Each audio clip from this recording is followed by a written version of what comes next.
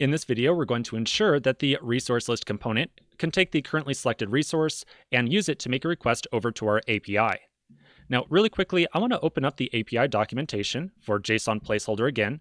Remember, you can get here at jsonplaceholder.typeicode.com.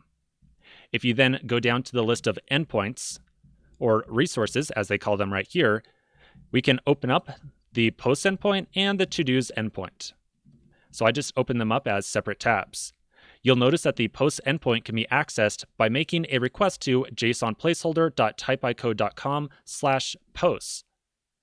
And we can make a request to get the list of to-dos by making a request to jsonplaceholder.typeicode.com/to-dos. So essentially, we want to just take that part of the URL right there, and then tack on our resource type and make a GET request over there. That will give us the appropriate resource. In order to make the request itself, we're going to be making use of that Axios library. Let's very quickly install Axios, and then we can use it to make a request over to to-dos or to posts. So back inside my terminal, I'll stop my running server, and I'll do an npm install --save Axios. This is just going to take a couple of seconds to install, so I'm going to let it do its thing, and then I will start up my development server again with npm start. All right, npm start, there we go. So now that we have Axios included inside of our project, we can again open up the resource list file, and at the top, we will import Axios from Axios. So now the question becomes, when do we want to make this request? Well, we probably want to make the request as soon as our component is first rendered to the screen. So inside of my component, I'm going to define a lifecycle method of component did mount.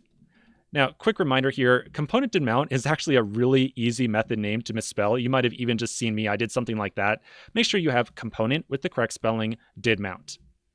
So then inside of here, we can use Axios to make a GET request to https://jsonplaceholder.typeicode.com, like so. If you are afraid of making a typo in this URL right here, you can always go directly over to the JSON placeholder website, copy the URL inside of your address bar, and paste it inside there like so. So this is the base URL. And depending upon the resource prop, we want to make a request either to /posts or a request over to /todos.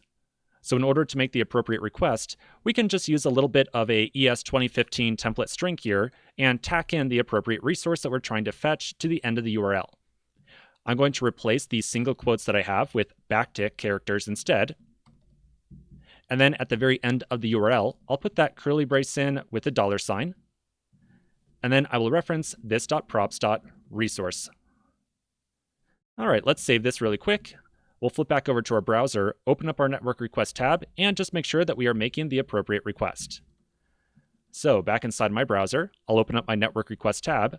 I'm going to filter by XHR requests, and then I'll refresh the page.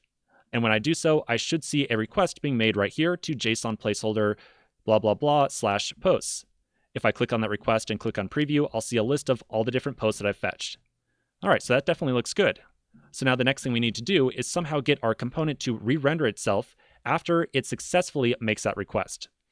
Remember, anytime we want to re-render a component, we're always going to be making use of state. So in this case, we can make sure that we call setState with the data that we fetch from that Axios call right there. I'm going to first begin by initializing my state object inside of resource list. So I'll say state resources is going to start off as being an empty array. So this.state.resources will be the list of all the records that we fetch from that API. Then inside of my component did mount, I'll put on a const response equals await axios.get. We need the await keyword in here because remember, make a request is an asynchronous operation. And so the await keyword essentially means just hold up for a moment and resume running this function after we have completed that request. Because we are using the await keyword right here, we have to also mark the function as being async like so. Otherwise, we'll get a nasty error message saying that we have to mark the function as async. So then after we make a request and get the response back, we can call this.setState and update our list of resources. So I will say resources is now going to be response.data. Remember, the data is on here because with Axios, our response object always nests all of our data on that data property. And now finally, to make sure that we actually are fetching the appropriate list of resources, inside of my render method, I'm going to just print out the number of resources that we just fetched. So inside those curly braces, I will reference this.state.resources.length, like so. Make sure you update it to be state as opposed to the props that it was previously. Now, something I want to mention here very quickly, if you go back over to the JSON placeholder API documentation and look at this resources endpoint, you'll notice that whenever we get the list of posts, there are 100 posts that come back in the response. And whenever we get the list of to-dos, we get back a list of 200 to-dos. So given that we are printing out the length or the number of resources that we are fetching right here, we should always see printed out either 100 or 200, depending on whether we are getting the posts or the to-dos. All right, so I'm going to now save this file, and we'll flip back over to our browser and do a quick test. So back inside my browser, I can still see that I'm making the request to posts, and I see that I have fetched 100 posts. So that definitely looks good. If you refresh the page, you'll see a 0 appear very briefly. Remember, when our component is first rendered to the screen, we have 0 resources. And so we render out a number of 0 from the render method.